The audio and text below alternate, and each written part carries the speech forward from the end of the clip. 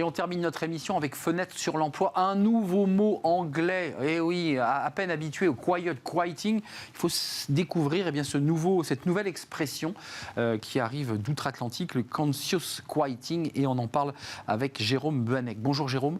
Bonjour Arnaud. Directeur associé chez FSC, qui est une société de conseil en RH et en recrutement, parce que vous faites de la chasse de tête. Exactement. Et vous portez, vous allez venir nous expliquer ce qu'est cette conscious quitting.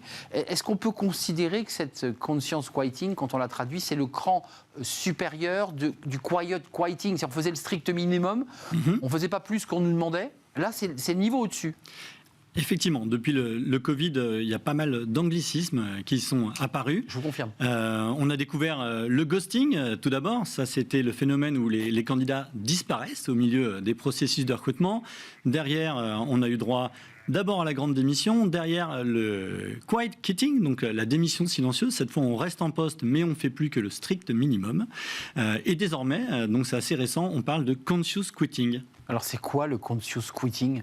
Le conscious quitting, ça consiste à démissionner lorsqu'on n'est plus en phase avec les valeurs de son entreprise. C'est un terme qui est à la mode et Paul Polman en particulier en a parlé récemment. Pour lui, c'est une véritable bombe à retardement. Paul Polman, c'est l'ex numéro 1 d'Unilever et de Nestlé.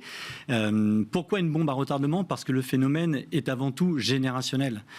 Aujourd'hui, le dernier rapport de la Banque européenne, il précise que 67% des Français de 20 à 29 ans considèrent l'impact climatique de leur futur employeur comme d'un choix primordial. Alors, ce Paul Polman dit quand même un truc très fort, parce qu'il est très libre de parole maintenant, ce Paul Polman.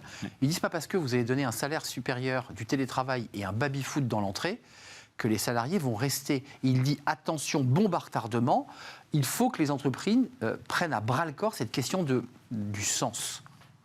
Il a parfaitement raison. Au sein du groupe FSC, on reçoit environ 1500 candidats tous les ans, donc on a une vision assez exhaustive du marché et on voit le phénomène qui arrive. On est au début de l'histoire, ça va véritablement être une lame de fond, on en reparlera dans quelques années, ce sera un sujet quotidien. Aujourd'hui, on a déjà quelques exemples. Je pense notamment à un acteur que j'accompagne, qui est un industriel important, dont je tairai le nom, mais qui travaille dans le secteur du béton.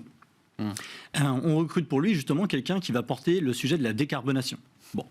Et on a sujet important. C'est le moins qu'on puisse dire. Et pour autant, on a eu des candidats en face qui ont eu des réactions particulièrement virulentes, nous disant hors de question. J'y vais pas. Je veux même pas parler de rémunération. Pour moi, l'avenir de la construction, c'est la construction bois. Donc, me parler de béton, donc même si c'est pour décarboner, exactement, des positions parfois dogmatiques sur ces sujets, et donc la rémunération n'y changera rien. Jérôme, un mot quand même, parce qu'il y a eu quelques moments forts qui viennent incarner ce conscious quitting. C'est Anne-Fleur Goll. On se souvient de ces images, ça a fait le tour des réseaux sociaux. Elle est sur scène, elle reçoit son diplôme HEC, et elle dit, après quelques mois d'insouciance à HEC, j'ai ressenti un profond malaise en prenant conscience que les métiers vers lesquels menaient mes études étaient la principale cause de cet effondrement environnemental. Bam !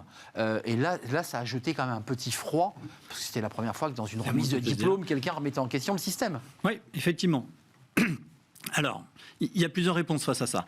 Je pense qu'effectivement, ces nouvelles générations portent très fort ces valeurs écologiques, environnementales, sociétales, et donc ils vont vouloir se retrouver en phase avec leur employeur. On peut quand même préciser qu'il y a un contexte qui est plutôt favorable. Je pense évidemment au plein emploi. Bah oui. Voilà, on a 4,1% le marché le permet, quoi, de chômeurs chez les cadres. Et évidemment, quand on a 3 offres en main, on peut se permettre d'être un peu plus exigeant. Merci Jérôme Buanec, directeur associé conseil RH et chasse de tête, avec tous ces jeunes, parce que vous recevez évidemment dans vos chasses de tête des cadres expérimentés, cadres dirigeants, mais aussi des jeunes qui arrivent sur le marché, évidemment, et qui ont un avis précis et qui ont donc cette conscious quitting. Ils peuvent démissionner pour des raisons de conscience d'éthique environnementale. C'était un vrai plaisir de vous accueillir sur le plateau. Merci à vous. Et vous revenez quand vous le souhaitez, évidemment. Merci à vous, merci pour votre fidélité, merci pour tous vos messages, évidemment. Je remercie toute l'équipe aujourd'hui qui m'a accompagné pour réaliser cette émission Smart Job. Je remercie Angel à la réalisation. Merci à Alexis au son. Et puis, bien sûr, merci à toute l'équipe de programmation. Nicolas Juchat, bien entendu, et Alexis pour l'équipe de programmation. Je serai là demain et je vous dis à très très bientôt. Bye bye.